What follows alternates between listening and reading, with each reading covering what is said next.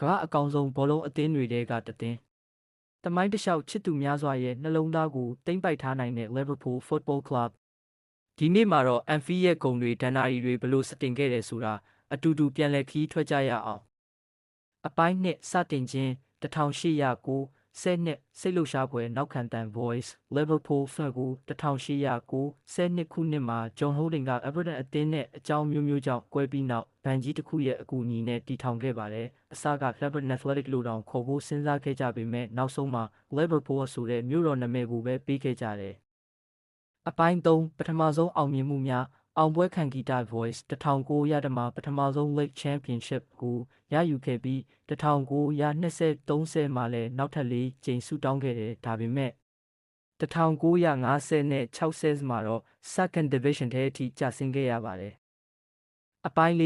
Shankly Kit 1960-80ပြန်လည်ထူထောင်ခြင်းစွမ်းအားပြည့်နေသောနောက်ခံအတန် Voice Paul Shankly ရဲ့လက်ထက်မှာတော့ Liverpool ဟာအင်္ဂလိပ်ဘောလုံးကိုလွှမ်းမိုးနိုင်ခဲ့ပါတယ်တခါပရိသတ်တွေရဲ့အားပေးမှု You'll Never Walk Alone တခြင်းနဲ့အတူ Anfield ကိုကြောက်စရာကွင်းအဖြစ်ပြောင်းလဲခဲ့တယ်1983 1986 1989မှာ UEFA Cup နဲ့ European Cup ကိုရယူခဲ့တယ်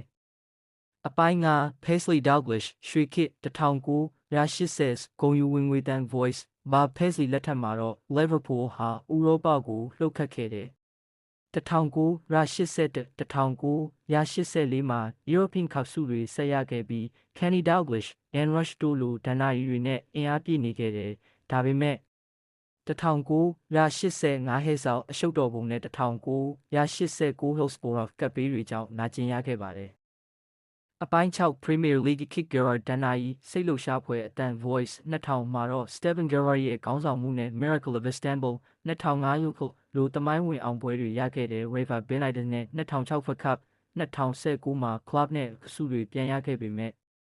Premier League ဆုကိုတော့32နီးပါးဆောင်ခဲ့ရတယ်။အပိုင်း9 Club နဲ့ခေတ်သစ်အောင်မြင်မှုအောင်ပွဲခံအတန်များ Voice 2019-2020 Premier League ဆုတွေနဲ့ Jurgen Klopp ဟာ Liverpool ကိုကမ္ဘာအထိပ်ဆုံးအဆင့်ကိုပြန်ရောက်စေခဲ့တယ်။ Salah, Van Dijk, Alisson တို့လိုကျယ်ပွင့်တွေနဲ့အနာဂတ်ကိုလည်းရှေ့ဆက်နေပါတယ်။အပိုင်း8နီကုန်းစိတ်နှလုံးကိုထိခိုက်စေသောဂီတ Voice Liverpool ဟာဘောလုံးသမိုင်းရဲ့အကောင်းဆုံးဇာတ်လမ်းတွေကတပုတ်ပါရှုံးနိမ့်မှုအောင်ပွဲဝမ်းနည်းမှုနဲ့ပျော်ရွှင်မှုတွေနဲ့ပြည့်နေတဲ့ဒီအသင်းဟာပရိသတ်တွေရဲ့နှလုံးသားထဲမှာထာဝရရှင်သန်နေမှာပါ You'll Never Walk Alone